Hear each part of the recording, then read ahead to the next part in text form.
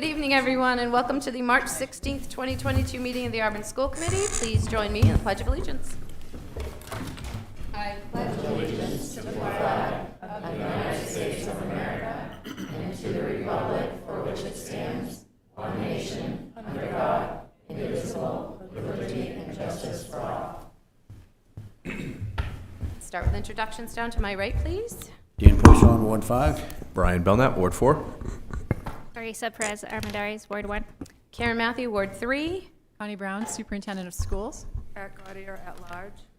Pam Albert at large. Jay Solbeck, Mayor. Abigail Fauché, Student Representative. Gabriel Desperado, Student Representative. Mark Conrad, Business Manager. Sue Doris, Assistant Superintendent. All right, thank you all for joining us this evening. Pam Hart does have an excused absence this evening. All right, our first item of business tonight is the approval of tonight's consent agenda, which includes the approval of the minutes from March 2nd as well as March 9th. Do I have a motion, please? So moved. Thank you, Mr. Belknap. Second? Second. Thank you, Clarissa. Questions, comments? Seeing none, all those in favor? Motion passes. Thank you. Public participation. Seeing no one here from the public this evening, I'm going to assume we probably don't have anyone from public participation. Going once, twice. All right. Public participation is closed. Moving on. Presentation, jumping right into budget presentations. Dr. Brown, you take it from here. Thank you very much, Chairperson Matthew. On your screens, I'm hoping, well, perhaps one, tonight we're going to go through Articles 6, 7, 8, 9, and 10. That includes system administration, the facilities, maintenance, custodial accounts, and debt. And Mr. Conrad will be taking some of these, and I'll take the others. So with my luck, let's see if that comes up on the show. There we go. So Article 6 is essentially the superintendent's office, the business office, the school committee, and so on. And I am projecting an increase in this article of $113,896. Talk a little bit about what that represents. So what I am proposing is the increase is primarily for salary and benefits. That's for my staff. That's a 3% increase for most staff members. It also includes a special education judgment against the school department. This is something that was litigated last year. It was a payment spread over 2 years. This represents the second of that payment. It was a due process settlement that we are now responsible for. And changes in stipends for the school committee. The prior charter requirements were $50 a meeting. That has been changed to $4,000 annually. So those costs are recognized in this account. Any questions on Article 6? So Article 7 is school administration. I'm not recommending any changes in staffing. This includes the negotiated agreements for principals and their assistant principals, their secretaries, and so on. This account is up just over 3.3%, 3.4%. And costs for EL graduation are also included in here. You may recall we've moved the venue to Walton Field. That worked out beautifully last year. We'd like to keep doing that. And so we need to recognize the cost for those increased graduation requirements. And this gives you a sense of where the administrators are, where we have a building principal in all of our schools except East Auburn, where we have an assistant principal. EL, we have 1 building and 3 assistants. That doesn't include the athletic director. At Auburn Middle, we have 1 building, 1 assistant. Fairview, 1 building, 1 assistant. And then each of the other elementary schools, with the exception of East Auburn, have 1 principal. Any questions on Article 7 before we move to transportation? Mr. Conrad. Okay, thank you. So moving to Article 8, Transportation, I thought I would begin just noting that we're moving in the right direction with the hiring of new drivers. We have 2 new employees who are scheduled to begin bus driver training on March 28th, I believe, and one of them is actually working now as a van driver. We have a former driver who had left who will be returning to Auburn and actually behind the wheel of a bus before the end of March. And we're very hopeful with the settlement of the new contract, we can now advertise our salaries and really ratchet up our recruitment efforts. So I think we're moving in the right direction there. Now, of course, with the increase in salaries, we have an increase in that article of 7.6%, and that really is driven by the salaries. If we go to the next slide. So the increase in salaries are $117,000 on that article. We actually have a small decrease in health insurance costs simply based on changing elections for health insurance from employees. And then we have a significant increase in fuel costs by about 50%. We're currently under contract for our fuel through the end of December of this year, but that means about 2/3 of the school year will have to be rebid. So we're concerned about where the costs of fuel are going to be when we do that. So we have left a hefty allowance for an increase when we go back out to bid for fuel for our vehicles. I would note that there are no planned purchases of new buses next year, and if we go to the next slide, I can talk about that for a moment. So we're really fortunate here that you've made some significant investments in buses a number of years ago. So of your fleet of 38 buses, you have 24 daily buses, 14 spares, which is a good number of spares, and you have 13 7 or 8 passenger vans, but 28 of those buses are 2016 or newer. Of those 38 buses, 35 are your conventional 77 passenger, or we have one that's actually 81 passenger, and the other 3 buses are, we call them mini buses, but they're essentially wheelchair accessible buses with fewer seats. You're also pretty efficient with your fuel. You have 21 propane buses and 9 gasoline buses and 8 diesel buses, which I would assume are your older buses, some of those diesel buses that remain. So you're in very good shape with your fleet. It'll be a number of years before you really have to look at beginning to invest significantly there. So that's Article 8. Mark, can I just ask a quick question? Sure. In the past, it's been practice to purchase one new vehicle, one new bus almost per year, just to keep us going. But when you did our inventory, you're saying, Well, we're recommending we take a year or 2 off that with Okay. other costs coming into the budget, just based on the age of our fleet. We're in very good shape. right, 14 spare buses, is that? Typically, you don't see 14 spare buses if you have 24 daily buses. You might see 7, 8, 9 spare buses. Madam Chair, Absolutely. is there a used market for these buses, for the spares? Typically, see, I've never worked in a district that could afford to get rid of their spares before they have to be towed out of the yard. So, I mean, I'm being serious. No. Typically, in the district I came from, we would go out to bid for excess buses when we take them out of service. We might get 1,000 or 2 for a bus. We wouldn't get very much, and it'd typically be vendors that are purchasing those buses for parts or something like that.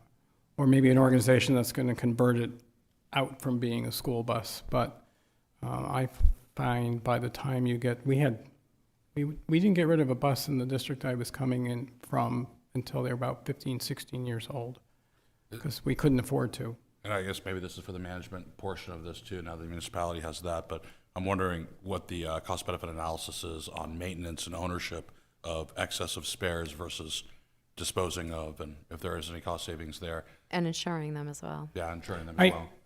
I think you're raising a good question, and one of the things I'd like to focus on with our new city management team is really, I haven't seen a good fleet listing with both buses and trucks to really look at long-term, as you noted, going back to our schedule of what should our replacement schedule look like.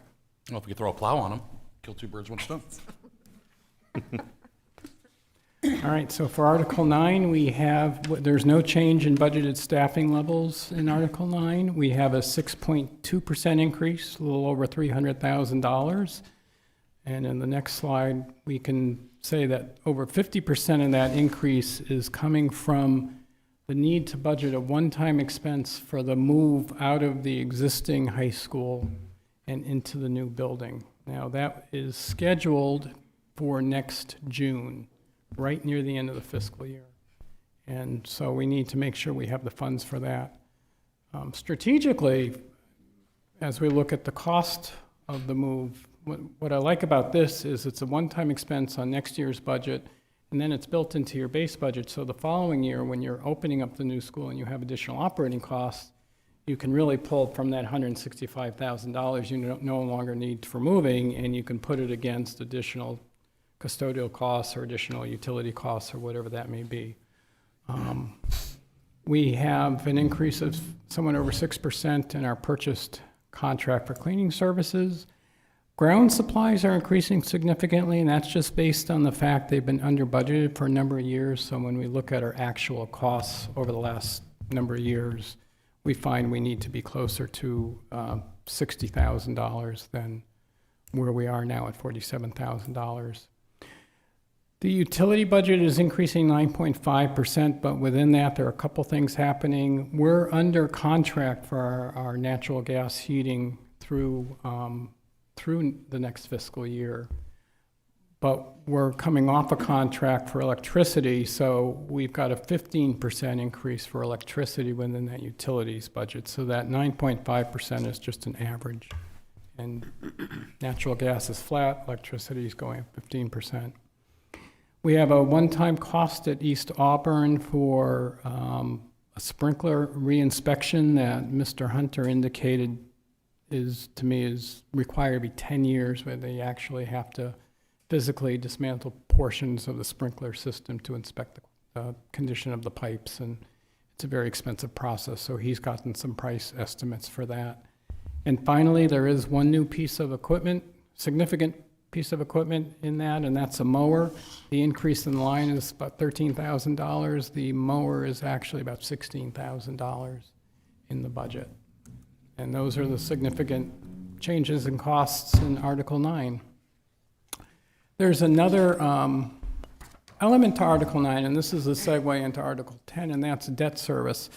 So debt service is really split between Article 9 and Article 10. So Article 9 would include your capital improvement plans. We do have what they call a Qualified Zone Academy bond from 2012, which is a federally subsidized bond. And of course, we've been very successful in the DOE's school revolving renovation funds.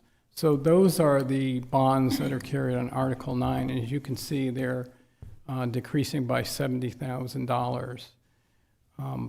You typically would see a decrease because your interest rates are going down each year, even as your principal remains the same.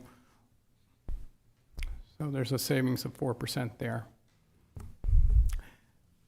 Article 10, it's not going down.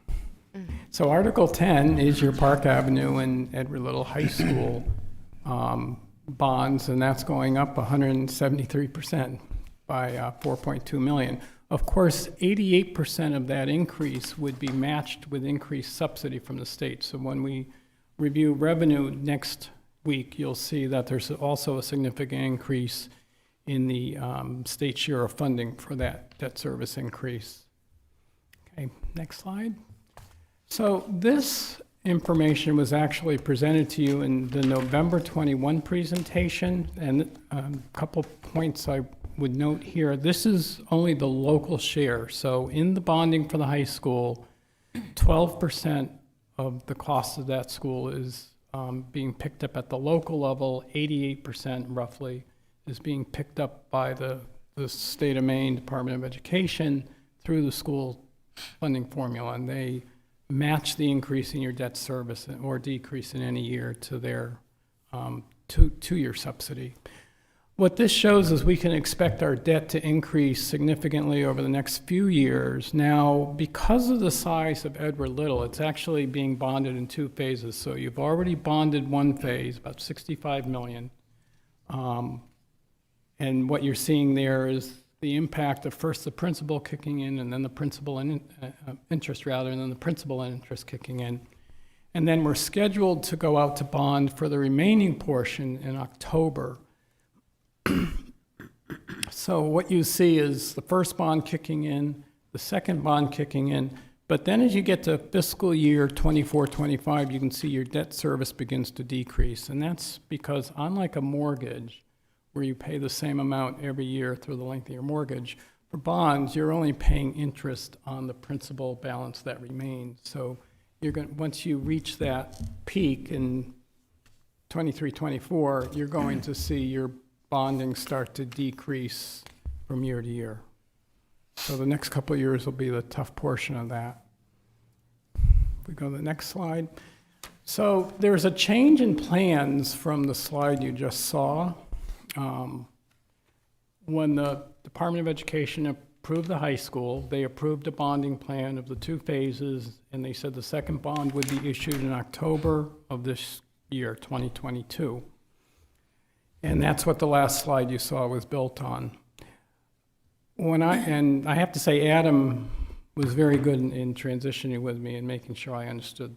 You have quite a few bonds when you look at all your CIP plans and revolving funds and everything taking place here.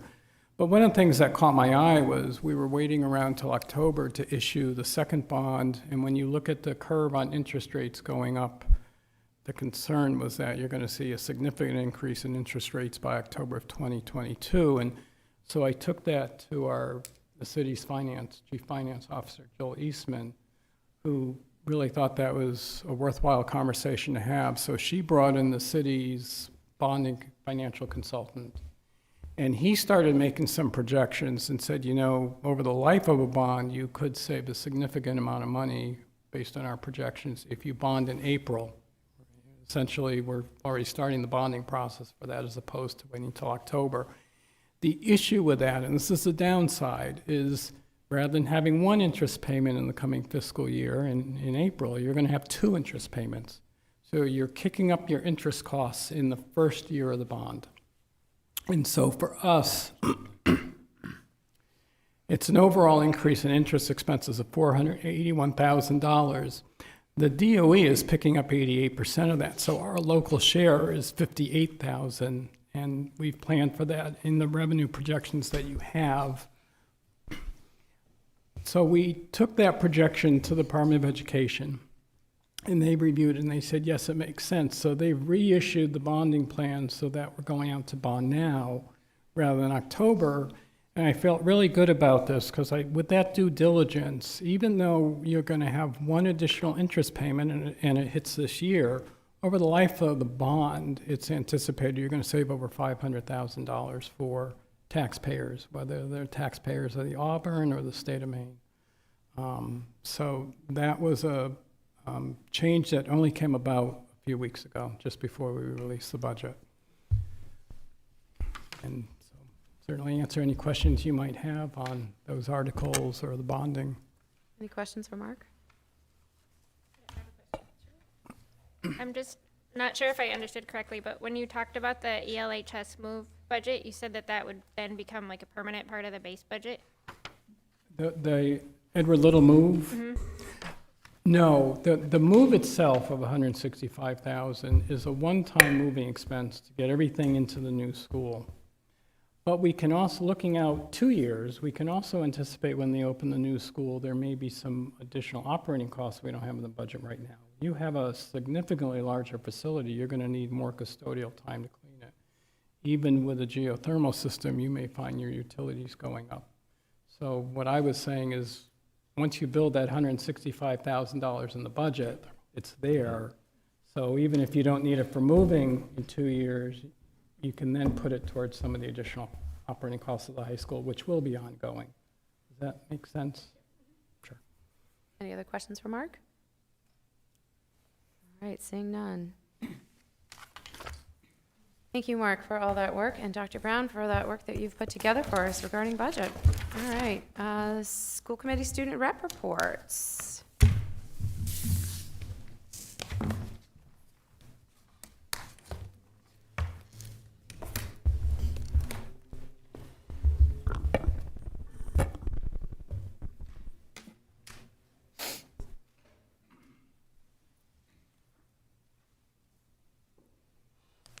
All right, so before I dive in, I've been working on creating a specified email address for the student representatives of the Auburn School Committee since early September, I believe. And I'm proud to say that after working with Mr. Robinson and the technology department, that my project has finally come to life. So now whenever anyone in the Auburn community desires to reach out to myself and Gabe specifically, you can contact us at student_reps@auburnschool.edu. So I just thought of what general questions would be. So how does it work? So when the technology department created the new email, what would happen is when someone sends an email to that address, it will link to my school account as well as Gabe's. And any emails that are sent will just be directly sent to the both of us. So why do we need a student rep email? I wanted to create the email account for us because I felt like as student reps, we need an easier way to communicate with the rest of the Auburn community. We have an easy access to the schools because we are directly connected to that community with us being students ourselves. But I felt like it is important for me and Gabe to broaden our horizons and get more information and recognize accomplishments that occur around town. So what happens when student reps graduate or move on? So since the email is separate from our student email accounts, the email will stay in place for future reps. My email as well as Gabe's will be removed from the student rep email once we're placed out, and the students in the position for future school years will simply be added to the account. So this will be used in order to keep the system running smoothly for all future student representatives. So you can find our email up above, and I hope that the email works successfully for the public, regardless of if you're a parent, staff member, student, or anyone involved in the Auburn community. Please feel free to contact us at any time on any appropriate subject matter. And I wanted to say a special thank you to the technology department for making this possible. Wonderful. Abby, is there a space between the T and the R, or is it all just one? That's Or is an it underscore. Okay. I don't, because it linked, you can't really see it, but that's an underscore. Okay, there's an underscore there. Okay. All right, and how will you be letting sort of the school population know that this exists? So I was going to talk to you guys about that later, but I was hoping to maybe get a link posted on the Auburn School Department webpage and just see if it could be on there so that anyone can directly reach out to me and Gabe. Okay. Is it live now? Yes, it is. Okay. Thank you. All right, thank you so much. Thank you for all your hard work on that. .edu. All right, Gabe, are you presenting this evening too, or just? Just Abby today. All right, sounds great. Thank you so much. All right, Dr. Brown, superintendent's reports. Thank you very much. I'd like to ask Mr. Robinson, who is the Director of Technology, to come up and share with the school committee our beautiful new website. Well, that's actually a perfect segue, isn't it, really? I mean, I certainly put a link on our new website for the student email. In fact, as you were saying that, I was thinking we should have a link for that. So we will make that happen tomorrow. So the new website, I think it's really nice. We just put this together. It just went live over vacation. We've been working on this for a few months now. I have to give a shout out to Tanya Vaness, one of my team members, who really put in a lot of time gathering the information from our old website, gathering pictures from the schools, all of that, so that the company, Intrado, could migrate everything over. They provided us a spreadsheet that had to be filled out, and she did all of that work. So really have to give her credit for putting in the time on that. So the front page, this photo carousel right here is something that we can very easily and quickly swap pictures in and out. We've let the principals know if they have something they'd like featured. We just have to have the picture, and really it's a matter of a few moments to swap a picture in and out of this, and it just rotates through. You can have 8 pictures in here at once. I think it's just a nice way to get pictures out there, whereas before we had to spend a lot of time basically fooling around with the pictures to make them work in the old Google site. We have our upcoming events over here. This is pretty much your calendar as the school committee. At one point in time on our old website, we used to have the school committee calendar, but then all of the sports teams' events went to the same calendar, and it was really unmanageable for members of the public who were perhaps interested in the public meeting side of things, and they're seeing every single sports event that's happening, which is a lot.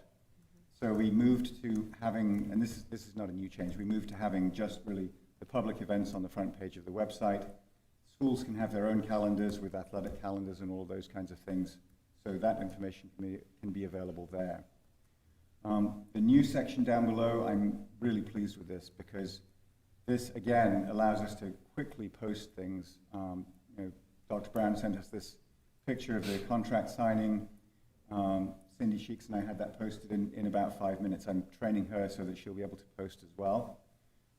This masking optional one, was a great example of the benefit of this website in that we needed that to go live at a specific time, pretty much the same time that the robocall was going out.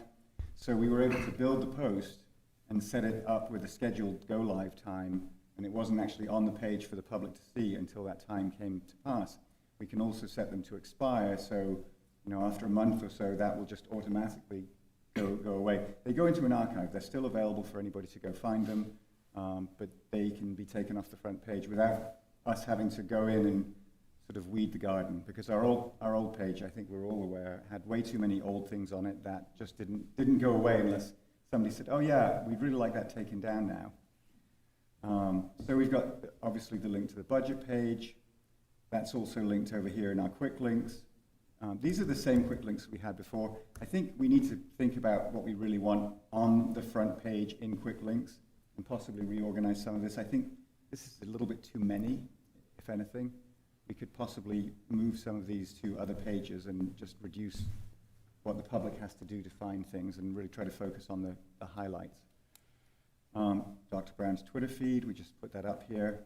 I'm actually going to explore with the company if we can put this in its own separate box. I don't really love having it in the same box here with the quick links. I feel like there should be a boundary between the two. So we have our district info. This, again, I think this is moved from our old site. I would really like to have some conversations about what we can simplify here, find some ways to perhaps create, instead of just district info, we could have a parent menu, a staff menu, and a student menu, and move things around accordingly. I think at the moment it's sort of all jumbled in. I mean, there are things here that, your school committee stuff is here alongside student accident insurance and things like that. So some clarification, I think, is in order there. Schools menu, right now these are going to point to our old Google sites. The school sites aren't live yet. We have training next Wednesday. I'm really excited to have folks from every school come in and do a couple of hour training on the site, and once they do that, then they can start working on their own sites, and we should be able to put those up and make them live within a matter of a couple of weeks. And at that point, these links will just point to the new sites. We have our departments. These again haven't changed. They really moved our old information over. I do want to just show you food services because we did make some changes here. The lunch menus on the old site were just really, it was a very clunky, not very elegant interface. And this is the document storage option that the new website has. And it's going to be really easy for Mr. Piercy when he has a new set of menus that he will, when he's logged in, he'll have an add button here. We don't see it because we're in the public mode here. But he'll have an add button and he'll just be able to upload all of his menus in a few clicks. It's also possible for anybody to click on subscribe, and they can set it up so that it will send them an email when the page changes. So if I'm a parent and I want to know when the next month's school menus are posted, I can subscribe to it and it will send me an email. You can actually do that on the individual documents. So if a Fairview parent could come and subscribe just to the Fairview menu, which I think is a really nice feature because people don't necessarily want to have to go and launch the website and look at it. They'd much rather just get the email. We have our programs. Again, this is the same information. They just moved our pages. What we're going to do is as we train people on their specific pages, then they'll be able to make changes and bring things up to a sort of a more modern look and feel. The district calendar is the same as the front page calendar. This just brings you to a bigger view of that calendar. This is looking into a Google Calendar that Cindy Sheeks maintains for your school committee meetings and other things. Of course, the new EL building project. Again, this is pointing, I believe, that one's been moved over. So we basically took our old information and moved it over. That's something that, again, we'll keep updating that as we move forward with the project. And I really would love to see this one go away. Me too. I'm not even going to click on it, but it's there. We still need to have it there right now. Love to see that one be, sail off into the sunset one day soon. So that's really the website. What questions can I answer? Any questions for Peter? Yeah? Are you going to maintain being the overseer of this, Or just the individual teachers or So department? the goal is really to give permissions to individual folks who need to be able to maintain a page. Mr. Piercy for lunch services is a really good example. He will be at the training next week. He's going to take over responsibility for maintaining that page. Cindy Sheeks does a lot of the posting of information, so I've been working closely with her to make sure that she's able to post a news item.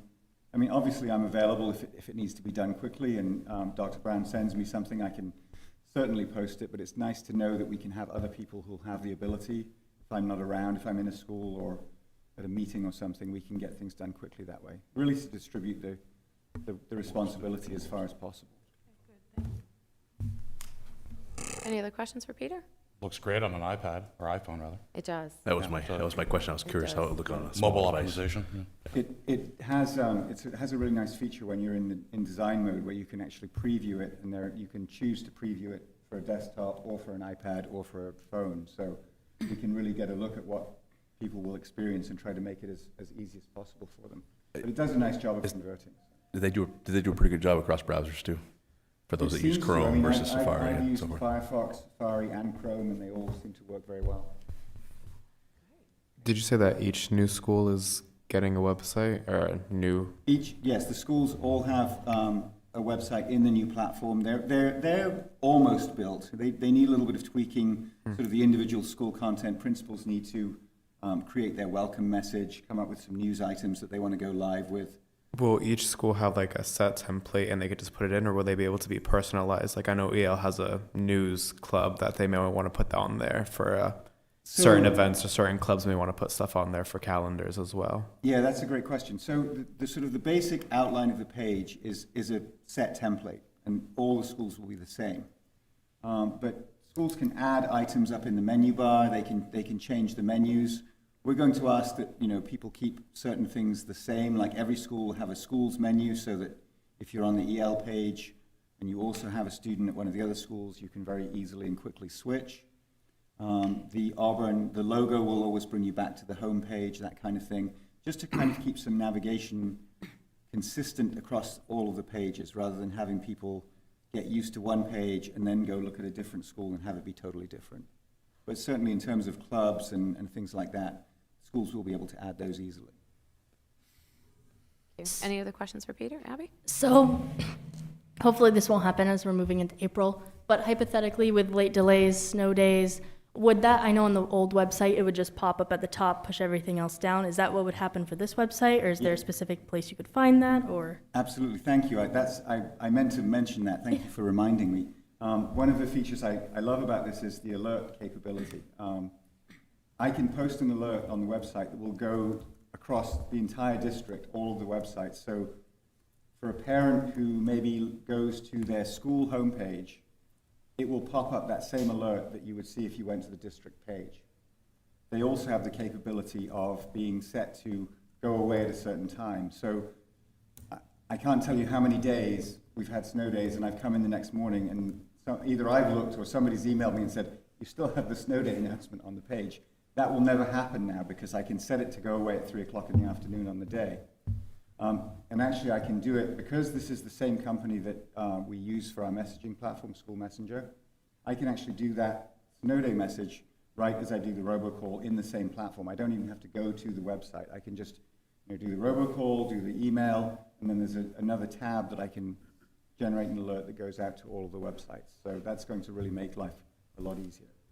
So thank you for reminding me of that. Yeah, and another one, so for bus shortages, like say tomorrow there won't be a bus 6, would that go on the individual school pages once they're uploaded, or would that go on the front page as well? I think that would be probably individual schools. They would probably do the same thing. They're using robocalls for that, so they would generate the bus message at the same time as they generate the robocall.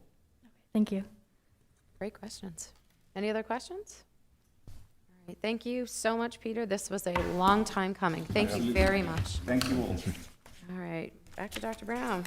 Thank you very much. Next on my report is the presentation of capital improvement projects. Mr. Conrad. This can be a short one.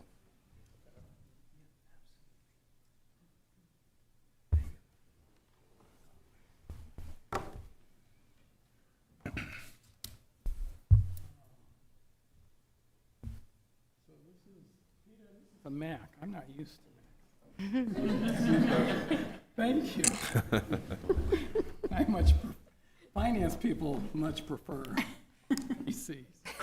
So this is our Welcome to Auburn, Mr. Cohen. recommendation for capital improvements for next year, and we started this conversation last week with the Finance Committee. Actually had some helpful conversation in making a proposal for some further conversations we'll have at the end of this presentation. So I thought I'd start with a review of where we are on the current capital improvements plan. We have 4 items remaining, 4 projects remaining to be completed. The window replacements for Auburn Middle and Walton are actually going out to bid next week, so we're moving right along with those. The siding replacements for Washburn Industry Ave are probably about 30 to 60 days away from bidding those out, but we will get those bid out. I would note that we funded the window replacements for Auburn Middle and Walton in this plan, but then we also requested funding for those through the school revolving loan fund, and they were approved for that. So we can pull the cost of these out of this year's capital improvement plan and utilize those funds for other purposes. We also need to recognize that we have multiple funding sources going on for our capital improvements for next year. Certainly the largest of those is the high school, which is a significant undertaking.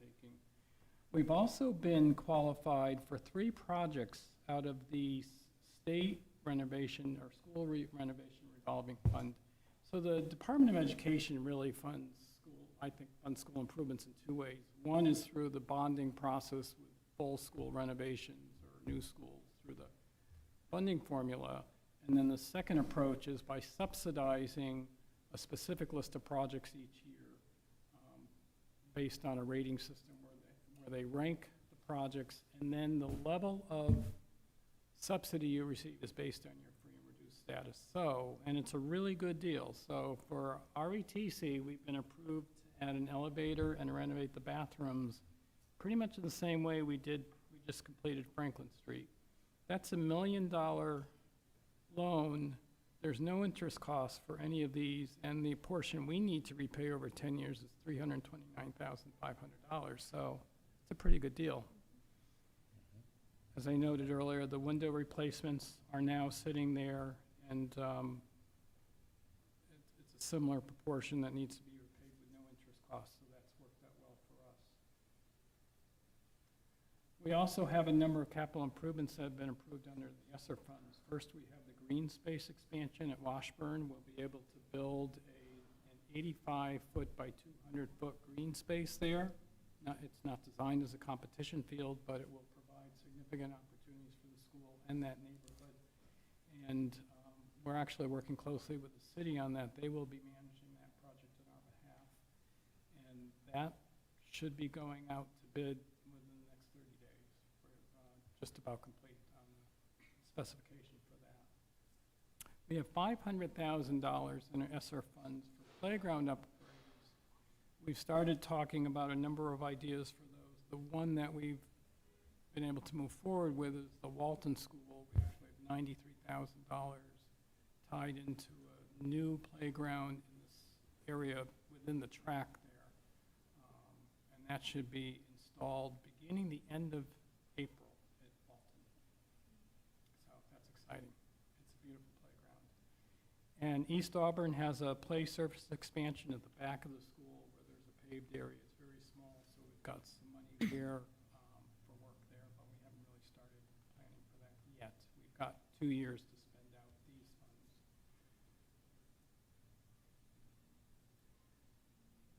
So we're actually not proposing bonding for capital improvement projects for next year for a number of reasons.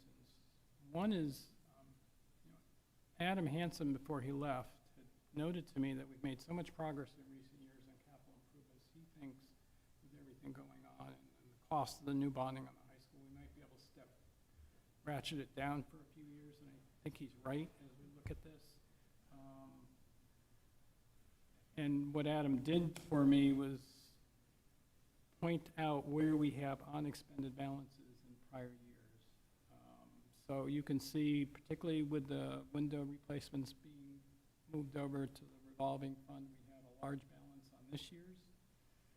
We had budgeted almost $140,000 to replace the canopy at East Auburn and had decided against it, apparently because it would have cost us $250,000, so nothing was ever done with that. We had $50,000 from FY20 to upgrade play areas, but now we have the ESSER funding.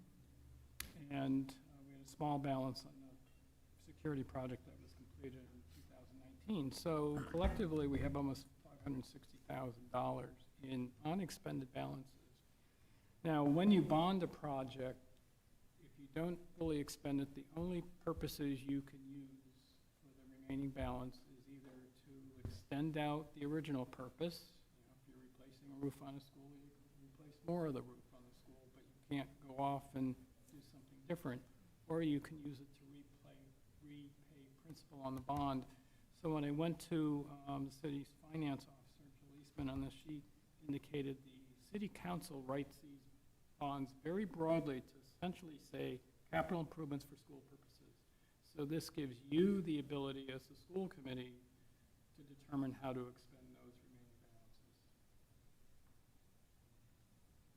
And so we're basically proposing less than $560,000 in renovations for next year. So I'll just walk through those projects.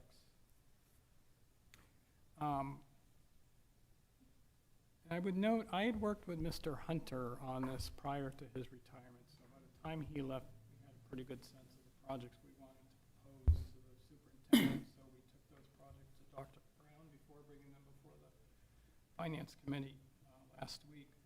So at Fairview, we're looking for a number of site improvements. The picture on the left, if you face the school, to your left, there's a road that wraps around the school, and you're looking at where that road comes around at the front of the school. In the right-hand corner of the picture, you can see where the trash bins are with the fence around it. And we think we can put some direct parking down that left-hand side so you can get 7 or 8 more spaces. And that's about what they're short on even a typical day now. So we can build some more parking there. There's also a place, if you're facing the school, look to the right, there's a traffic circulation area where parents have to make this ungodly turn, try to come back into the circulation. It's almost 360 degrees. There are there's a several of rock in us the middle. here who have made that for many years, Right. who have made See the that rock in corner the for middle. many years. Yeah. So we would also straighten that out. That's what we propose for Fairview. It's a rite of passage. For Sherwood Heights, that school is built on a slope, and so we have a number of places where there's a series of steps down to the next pod, and so we have a number of wheelchair lifts in the building. This price is a firm price to replace that lift, and as evidence of the need to replace it, when Principal Klein did me a favor and took a picture of it, they had trouble getting it back up. So we need to replace that. So we have some significant roof replacements coming up, but we don't need to do many of those for next year. This is the only one where there's a recommendation from G&E Roofing, which maintains our inspections and makes recommendations. For the flat portion of the Walton School roof, as you face the school, there's a flat classroom wing to the left, and this would replace that flat classroom section.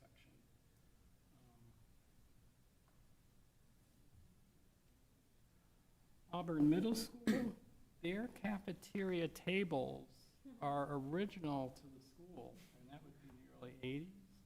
So although they're fully functional and they're actually in very good condition, they're getting difficult to put up and down every day.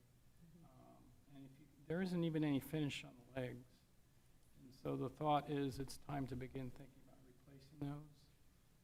$65,000 is an estimate. We are seeking to get the funding authority for that, but I would actually hold off on the replacement until we're a little bit further along in the high school process, so we can see what we're looking at for the high school and what those big bid numbers might look like, because we may be able to save some money by tying into the high school bid for are working with the same company for that installation. So we just completed a large renovation of Franklin, and I wasn't here for the before piece of it. For the after piece, it certainly looks nice. The elevator, the bathrooms are renovated, but you also put local money into significant additional upgrades to some of the functionality, into re-sheetrocking large portions of the first floor. But there are still some areas that remain to be done. So if you walk around the school, you'll see there are sections where they've put vinyl siding up. There are a few sections that are bricked, but this is vinyl siding. Every single section, the vinyl siding is starting to fall off. So if you see that white bar across the top of the vinyl section there, that's where the siding's literally fallen off the wall, and you can see places where other siding's about to fall off.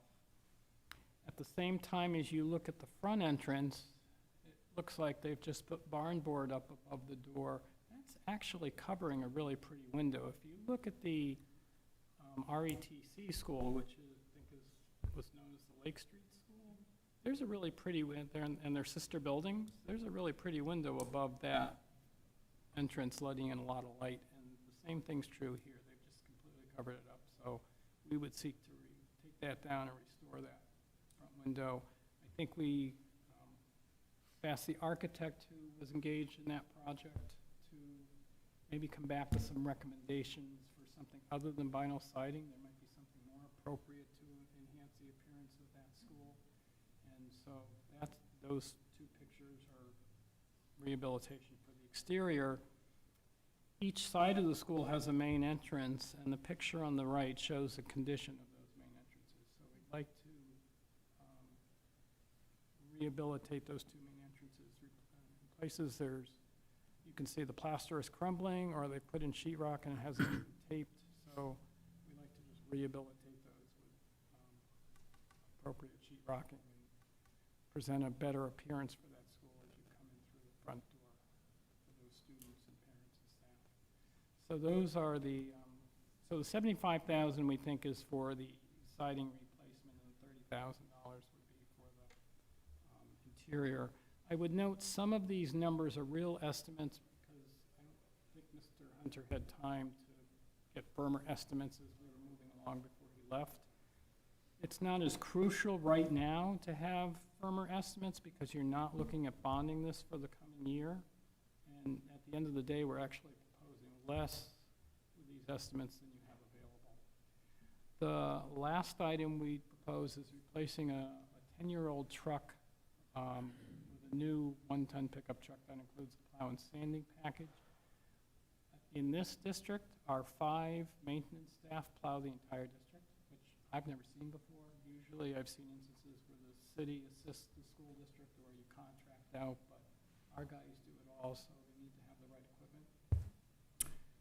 Part of the discussion in the finance committee, though, was it might make sense to review this with our new city management team because they may either have a vehicle available or now that we don't have the director of support services, his vehicle is available, and we should at least explore whether it can be retrofitted with a plow and a sander and would be sufficient. So we'll have those discussions with the city staff moving forward. So if you look at the list of these projects, it comes out to $413,000. The available funds from the earlier slide is $460,000 in unexpended balances. So we actually have about $146,000 that isn't designated here. That can either be used for other projects over time, or with the way inflation is hitting everything, it will give you a little bit of leeway if some of these projects come back more expensive than we've anticipated. So that's the basic recommendation for capital improvements coming next year. This is where we got into a discussion that Dr. Brown started with the committee last week and thought warranted further discussion here, and that's the idea of supporting capital improvements through the establishment of some capital reserve funds. Now, typically, when you think about a capital project, these are large projects that only happen periodically. So if you think about a roof, you need $1 million to replace a roof, and then it's 20 years before you need the replacement, and typically it's 30 years before we actually do it.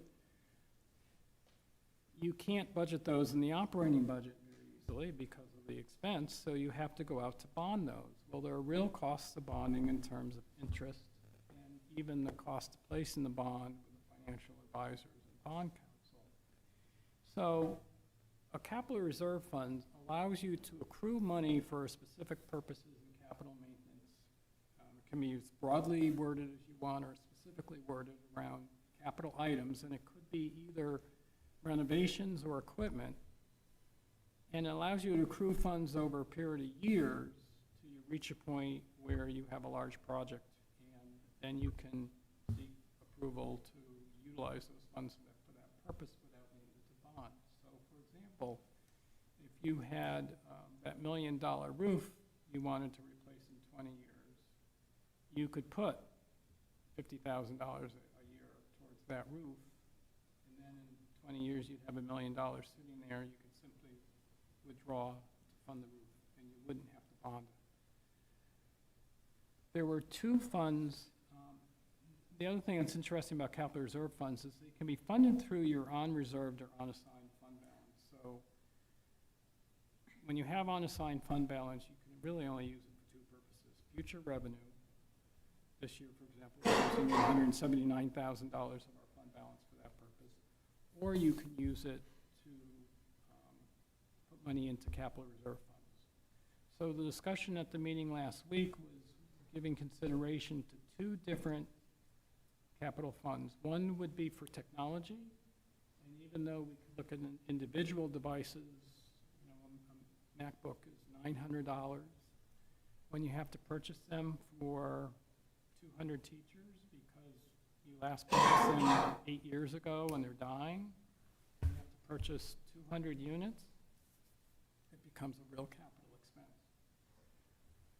The other area of conversation was establishing a capital reserve fund specifically for maintaining the new Edward Little High School over time, as a way to both encourage us as a community to maybe better maintain it over time, and recognize that you're taking on some additional costs in maintaining it that you don't have now. And I'll give you one example. Your competition field is going to be an artificial turf field. They last about 10 to 12 years, and they cost in excess of $500,000 to replace. And if you've rubberized your track, you're probably going to have to replace the surface of that in 10 years, and that's another $150,000. That's in today's dollars. Those are costs you don't have now in the same way. So this would be a good time to establish a capital reserve for Edward Little, both because of the fact we're just constructing the new high school now, and we also have a healthy fund balance, which you'll see in our revenue discussion next week, where you, I think, can afford to begin to populate both of those capital reserve funds for technology and for Edward Little High School. And I'm going to stop there, and if Dr. Brown or members of the Finance Committee want to add to that discussion, this was the beginning discussion we had last week. So I'll start off, and then committee members can jump in here. It's really important to me to have the longer view on finances and not do just a one cycle budget at a time, and we ought to look ahead. And talking with Mr. Robinson, we know the ages of our technology devices, we know when we bought them, we know when they have to be replaced, and we can anticipate that. And instead of lease purchasing or bonding 4 or 5 years from now, we have money, and I think we can prudently invest it in a capital reserve fund. And so that sort of started the conversation, and Mark is right that, or adamant, that you need to anticipate other capital expenses that probably should be outside of your capital improvement. So that, I think, is prudent. We have the money. I think it's a good way to look forward and manage wisely instead of saying, well, we'll just deal with it when it comes kind of approach. Thank you. Anyone have any questions? You said that this would be invested. Who invests that? Mark, you want to speak to her question? Well, typically in the investment of excess cash balances is city's chief financial officer. And in the district I came from, which is where I have experience with this, what the auditors did, they didn't set up a separate investment account or require you to do that. What they did is they reserved a portion of your fund balance against that future expenditure. So I think it would fall within whatever practices the city has for investing excess funds over time. I can answer that too. We have a couple local banking relationships that we keep these reserve funds in. They're categorized, accounted for, obviously. And I think right now they're getting anywhere from 0.5% to 1.5% interest. We can't invest money into something that has a higher yield, because along with that higher yield comes potentially higher risk. So that would be improper. The accountants would give us an unfavorable mark if we did that. Any other questions? All right, thank you, Mark. All right, moving on, Dr. Brown, Well, thank transportation. you. In the interest of time, I'll make this last piece of my report brief. Back in February, I guess maybe even January, the committee had asked us to do some exit interviews with transportation staff members who had left, and we decided, Mark and I, to broaden that to our existing employees.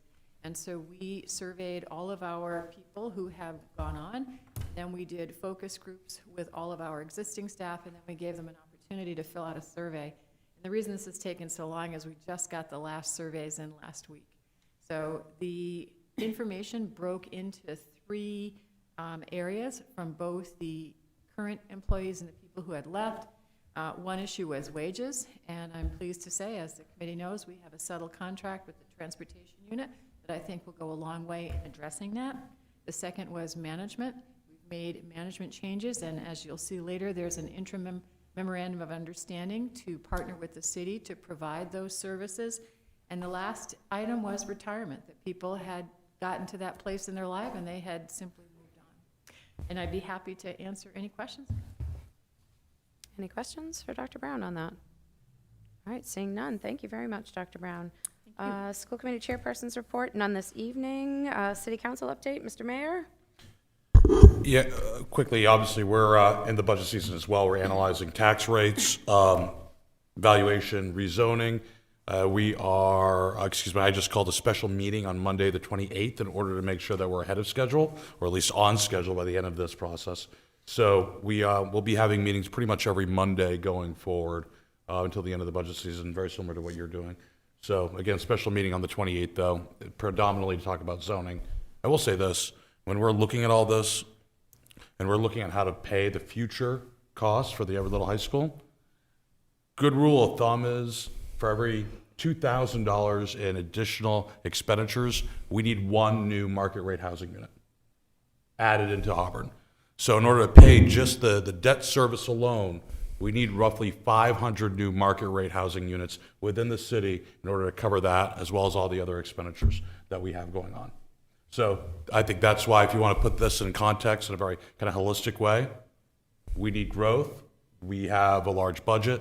We are about twice as high, higher than the national average upon reliance upon residences that pay over $3,000 a year in property taxes.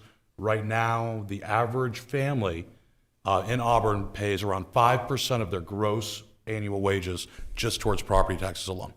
So we have to keep thinking about that, and we have to think, and we all have to make those hard decisions about cutting costs, maintaining costs, investing in the future, and how do we pay for it. So nobody has the answers yet, but hopefully we'll all get the answers in a couple months. Great, thank you very much. Committee reports. So we've had several committees who've met. Finance subcommittee went over. Did we miss anything, Mr. Mayor, on that? No, actually, everything that we covered, Mark covered, so it was almost a pre-meeting to this presentation. Absolutely. So it was perfect. I think so as well. Policy subcommittee did not meet. Curriculum subcommittee met. Clarissa, can you give us just a brief breakdown on what you discussed? Sure. The curriculum subcommittee met mainly to talk about the Bridge Year program and dual enrollment programs as they exist, to just learn more about them from Mr. Neer. And then we also discussed the possibility of future collaboration on something that would be akin to those with Central Maine Community College in the future. And those conversations will be ongoing. And I also believe that our next meeting is going to be devoted to talking about the math curriculum, which we're hoping to make some choices about soon. Great, thank you very much. We had subcommittees, building committee met. Pat, can you report out on the new EL, please? First of all, the construction is progressing very well. Lots of things going on. The roofing is starting, permanent power is connected, extra geothermal wells are being connected, and the structural steel is nearing completion, which hopefully will lead to a very low-key celebration for when they put that last piece of steel in. So that's really exciting. I'm excited about that. The project budget is also progressing well. The site work and the basic construction are done, and the budget has remained on target up to that point. The contractor has billed us for 30% of the cost already. The contingency fund should cover the increased abatement costs for when they bring the old building down. We did talk about that last time. And last thing I want to say is, I went down Western Avenue the other day and took a peek to the left, and it blew my mind. So anybody who wants to have their mind blown about this new high school, take a ride down Western Avenue and see. It's unbelievable. Great, thank you, Pat. Health and safety, Pam, you gave us a beautiful presentation last week. Is there anything you want to add? So we just met yesterday, Oh, and so we don't have minutes, Okay. official minutes finalized yet. But basically, summary was that everything seems to be going well in the buildings with moving to optional masking. Things seem to have kind of settled to those who are choosing to continue to wear a mask and those who feel, I guess, more and more students kind of unmasked as time has gone on, as they kind of became more comfortable doing so. All of the metrics have continued to move in the right direction. The county level positivity rate has reduced even more. We are now considered a low US CDC COVID community level, which is great. And we've had only a handful of cases since February break. I think we had three in the first three each in the first 2 weeks back. I think we have 2 so far this week. So the numbers have consistently stayed very low. And we are in the process of revising the reentry plan just to update it so that it reflects all of the current Maine CDC guidance. Okay, great, thank you very much. Thank you to all those committee reports. All right, moving on to old business. Can I entertain a motion for a second read of policy AUB BBA, school committee member powers and responsibilities, please? So moved. Thank you, Brian. Can I have a second? Second. Thank you, Pam. Any questions, comments? Seeing none, I'll call the vote. All those in favor? Motion passes. Thank you. Entertain a motion for second read for policy AUB BBAA, school committee member authority and responsibilities. Can I entertain a motion, please? So moved. Thank you, Second. Brian. Thank you, Pam. Questions, comments? Seeing none, all those in favor? Motion passes. Motion for second read of AUB BBBDA, school committee vacancy and forfeiture of office. Can I entertain a motion, please? So moved. Thank you, Brian. Can I have a second? Second. Thank you, Pam. Albert, questions, comments? Seeing none, call for a vote. All those in favor?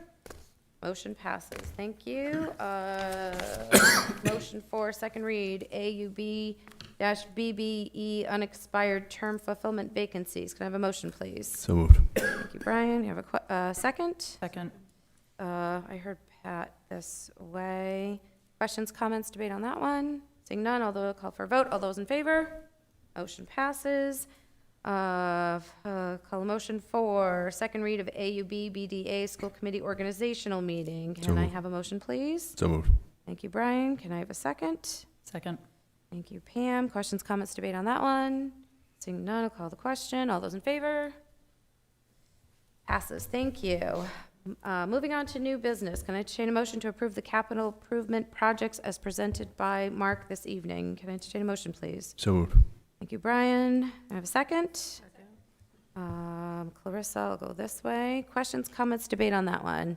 Mr. Mayor. Yeah, just a question here. So we're actually just approving the plan. We still have to submit this to city council, correct, on reappropriation of funds. So that'll be an order from the city council. Am I right on that? Yes, that's Monday evening. We'll be there during the workshop.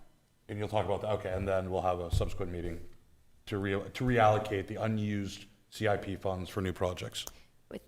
correct me if I'm wrong, but I think Mark said that they were written broadly enough to encompass what we Yeah, were I can't- proposing? Yes, but I can't say my conversation with Jill essentially said we could repurpose for general school purposes, but I think we should probably consult with her further to verify the legislative route that has to go beyond the school committee, if at all.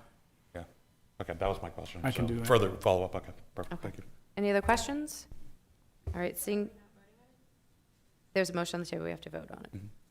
Yep, yep. So at this point, if I'm clarifying right, this would now go to city council. We have to approve it here in order to move to city council. We know you have to approve it here. Yes, all right, all those in favor, calling the question, all those in favor? Motion passes, thank you. Motion to approve the finance reports as presented. Can I entertain a motion, please? So move. Thank you, Brian. Can I have a second? Second. Thank you, Dan. Questions, comments about the finance report for February? Seeing none, all those in favor? Motion passes. Thank you. Motion to approve the interim memorandum of understanding with the City of Auburn for management services for the maintenance, custodial, and transportation departments. So Can I moved. entertain a motion, please? Thank you, Brian. Can I have a second? Second. Thank you, Pat. Questions, comments on that one? Just had a Dan? question. So are they gonna do like all the maintenance, like the plowing and everything that the city did, school department did before? They're working with our staff. This is a management contract, and so this would be for the services of the prior student support services, Mr. Hunter's position. But the school department would partner with the city to do plowing and some maintenance items. But Okay, this is so- primarily a management services contract. Oh, okay, I see. Any, Brian? Yeah, just for clarification, more for transparency, so people, when they see this, will know. Where did we come up with the fee number, the 62,600? Like, how was that, where did we come up with that number for, I understand we have the this is- negotiation of fees, but just curious where it came from. This is an interim 6-month agreement, Yep. and both parties wanted to assess whether this new relationship would be successful. Yep. And therefore, that's where the 6-month period came from. Yep. And the city said that in their cost, it would be $125,000 to do it for a year. And so that's 1/2 of that 6-month period. Time and material. Yep, no, just for clarification, to make sure everybody knew where it was coming from. Yep. First thought? I'm just wondering how this is assessed. So after the 6 months, is there criteria or on what basis there is? Thank you, it's a great question. I am in regular communication with each of the building administrators as well as the Director of Public Works to see how this new collaborative relationship has been rolled out. We're also working with 4 different unions around this, and so we have some things to square away about who's doing what. We have both Teamsters, MEA, maybe it's 3 unions, and the IAM that's part of this unit, part of this group now. And so feedback from them is also really important to us. Great question. Any other questions, Pat? Yes. Can you explain why we're doing a memorandum of understanding and not a contract? Is it pretty much to do with what you just said, so that we have an opportunity to reassess before we go into a contract, or is there never going to be a contract? I don't believe there will ever be a contract. I talked with Peter Lowe, who is counsel for the school department, and he recommended a memorandum of understanding as opposed to a contract. Could have been an interagency memorandum of understanding as well, but this is the model that we're going forward with. Even though it's not legally binding? It's a city. We're all Auburn. Okay, I know, I'm Yeah. just asking questions. Okay, You can't legally bind Auburn to Auburn. okay. So within, okay, It's not a separate corporate entity, in other words. right. What did you say? I didn't get that. You don't have a contract within the same corporate entity. So you wouldn't have like your sales and marketing team have a contract with your operations team, because it's one city, one municipal being. And that's why a memorandum of understanding or intragovernmental agreement. Okay, Yeah. So which is why legal probably recommended this. okay, Okay. that's what I wanted to hear. Yep. A couple other questions that follow that. We are, as I understand it, is the works comp and all of the liability issues coming out of our side if something happens, or is it coming out of the city side of the insurance? So the workers' compensation is actually a shared enterprise with the city. They actually, it's one contract with our insurer, and we pay a proportionate share of that. Okay, so that's already set. Right. Okay, all right. Yep. And what about, the last question I have is, when I was on the board before, I know that some of the custodians were contracted out. Is that done? Are all of our Of subcontractors who come Yeah. in to clean? So, Mark, you want to speak to Allstate and how that works now? Yes, so our daytime custodians are well, let me back up. So we used to employ all of our own custodians, and over time, we found we couldn't hire anybody, so eventually we went out and found contract cleaning services, and we consolidated into one company called Allstate. So right now, we have a daytime custodian at each of our schools, and then at Edward Little, I believe we have 2 evening custodians. 2.5 evening custodians that are employees of the Auburn School District. And then we have a contract for each location with Allstate to make up the difference in staffing, and the contract specifies what sections they're cleaning and provides a descriptor for the tasks they have to complete to get it clean. So, but this doesn't interfere with any of this?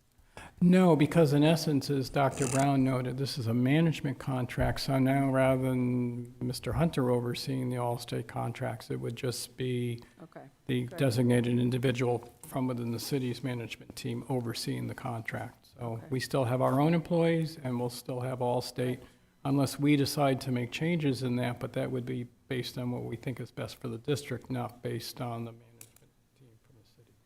Okay, thanks. That clarifies a lot in my head. Thank you. Great questions, Bob. All right, any other questions? All right, motion's on the table, and call the question. All those in favor of passing to approve the interim memorandum of understanding, City of Auburn, for management services for the maintenance, custodial, and transportation departments. All those in favor? None opposed, motion passes. Thank you. All right, ladies and gentlemen, upcoming meetings, quite a slew of them there, from everything's listed, subcommittee meetings, as well as school committee meetings coming up. We will be back here again next week for a special school committee meeting next week. So with all that, any call for future agenda items or requests for information at this time? All right, seeing none, can I have a motion to adjourn, please? So moved. Thank you, Brian. Can I have a second? Second. Thank you, Dan. All those in favor? That motion passes. Thank you very much, everyone.